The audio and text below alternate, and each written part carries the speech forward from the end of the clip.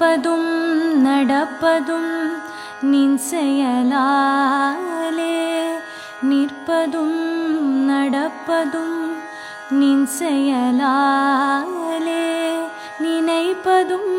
நிகழ்வதும் நின் செயலாலே, நினைப்பதும் நிகழ்வதும் நின் செயலாலே, கற்பதெல்லாம் உந்தன் கனிமொழியாலே,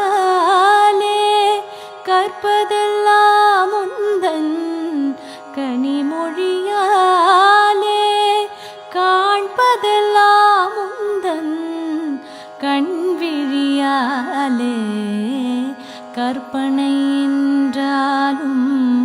கற்றிலை என்றாலும் கந்தனே